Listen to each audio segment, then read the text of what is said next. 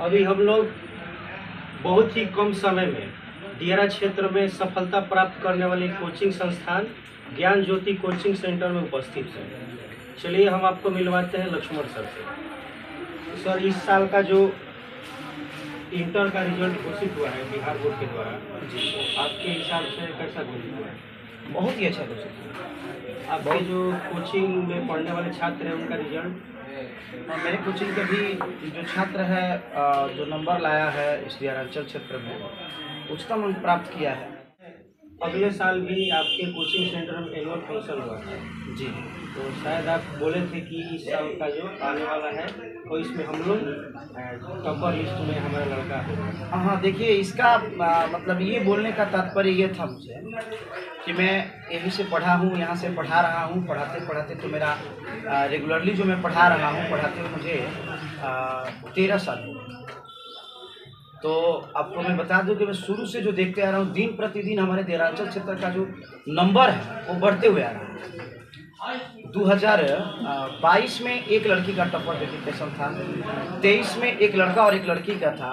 तो उस अंदाजे से मैंने ये बताया था कि जिस तरीके से मैं तैयारी करा रहा हूँ तो फाइनली है कि 2024 में हमारे कोचिंग से या हमारे क्षेत्र के लड़के जो है टॉपर वेरिफिकेशन में जाएंगे और जाएंगे ही नहीं, अपने टॉप 10 में जगह बनाएंगे।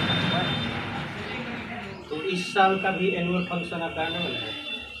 अब तो ये बच्चा सब डिसाइड करता है, लड़का सब बोलता है। और जैसे कि पढ़ने वाले जो भी विद्यार्थी पास कर गया उसके सम्मान के लिए हम एनी टाइम खड़े रहते हैं, और जो पढ़ रहा है उसके साथ कंधे से कंधे मिला करके मेहनत करने के लिए एनी टाइम हम खड़े रहते हैं। और ये जो फंक्शन जो है केवल मेरे कहने से नहीं होता है, हमारे जितने भी साथ में पढ़ाने वाले शिक्षक हैं उन लोग के साथ एक बैठ के मीटिंग होता है, जो एक तैयार किया जाता है रूपरेखा किस तरीके का हम लोग फंक्शन कराएंगे, उसमें किस तरीके के लोगों को बुलाना है और क्या क्या उन लोगों से हम लोग उम्मीद रखते हैं, और हम लोग ऐसा क्या कमेंट करें कि जो अगले साल भर के लिए हम लोग एक रास्ता मिल जाए, उसी रास्ता पर हम लोग को मेहनत।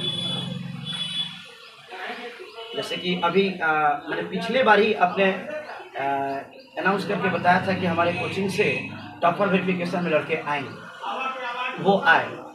तो इस साल हम लोग बैठेंगे और मीटिंग करेंगे, देखेंगे अगले 12th क्लास में हम लोग क्या दावा करते हैं, क्या वादा करते हैं।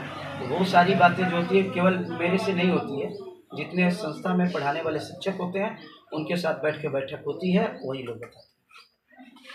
तो अभी आपका जो कोचिंग सेंटर है इसमें कितना क्लास तक अभी क्लास होगा? अभी तो 7 से स्टार्ट होता है और 12 तक पढ़ाई होती है।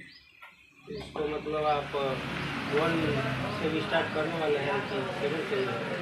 नहीं देखिए, जितना ही अभी ये है इसमें और थोड़ा सा वर्क करना है। अभी जितना हम लोग चाहते हैं उस तरीके का ये अभी स्ट्रेंथ नहीं पाया हुआ है, हम लोग और इसको ग्रोथ करना चाहते हैं, इसी क्लास तक चलें।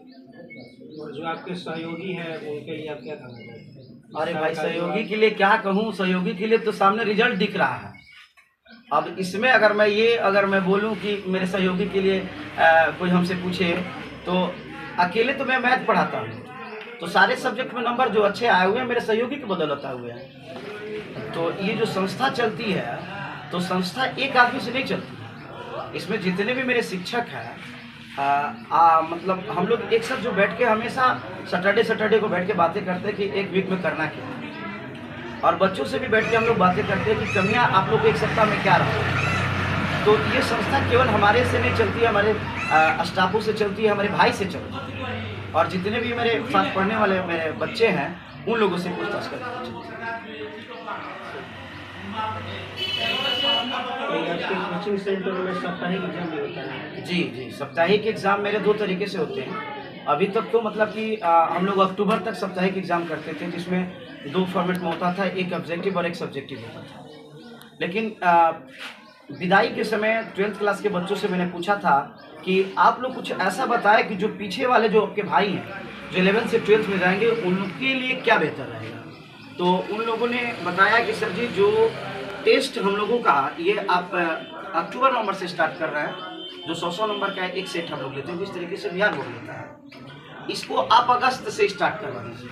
क्योंकि होता क्या है कि जब हम लोग टेस्ट के नाम सुनते हैं ना तो घर पे बहुत ज़्यादा टाइम तक पढ़ते हैं। इसलिए हम लोग इस बार प्लानिंग किए हुए हैं कि अगस्त से ही हम लोग टेस्ट लेना 100 नंबर वाला स्टार्ट करें। ऐसे साप्ताहिक जांच परीक्षा जो है चलता रहेगा, ऑब्जेक्टिव और सब्जेक्टिव। और जिन लड़कों का नंबर अभी कम आया है उनके लिए क्या करना चाहिए? देखिए, जिन लड़कों का नंबर जो कम आया है तो मैं कहना यही चाहूँगा कि उनका कम नंबर तो है नहीं, क्योंकि इंटर में 70% को पार करना आम बात नहीं है। क्योंकि जब तक मतलब हम लोग जिस टाइम पढ़ रहे थे तो 70% आने का मतलब ये होता था कि अपने गांव में, इलाके में टॉप करने जैसा लगता था। लेकिन आज तो ऐसा लग रहा है कि अगर लड़का 80% भी नंबर लाया है तो बहुत सारे ऐसे बच्चे हैं जो 85% भी लाए हुए हैं। तो मतलब ये क्या कहेंगे, उनके लिए तो उस पहले की अपेक्षा अभी तो बहुत ही काफ़ी अच्छा है। जैसे कि घर परिवार से बच्चों के ऊपर बहुत प्रेशर रहता है, इतना पढ़ाई करो, इतना नंबर नहीं आएगा, तो बच्चे दबाव में आ जाते हैं। तो उनके लिए आप पेरेंट्स को भी कुछ कहना चाहते हैं? देखिए, पेरेंट्स तो आज के ज़माने में ऐसे नहीं है कि इतने ही नंबर आपको लाना है। कुछ ऐसे पेरेंट्स होते हैं, अच्छा, पढ़ना ही है। और देखिए जो है उनको मैं कुछ बताना नहीं चाहूँगा क्योंकि वो मेरे भी पेरेंट्स होंगे। तो उनसे मैं यही कहूँगा कि आप अपने बच्चों के साथ कुछ नहीं कीजिए तो शाम को 2 घंटा बैठ के देख लीजिए। शाम को केवल अपने बच्चे को बैठा दीजिए 2 घंटा और बगल में आप बैठे रहिए। आपका बच्चा रेगुलर जो 2 घंटा पढ़ रहा है तो रिजल्ट बेहतर ही लाएगा, इसमें कोई डाउट नहीं है। चलिए, बहुत बहुत धन्यवाद।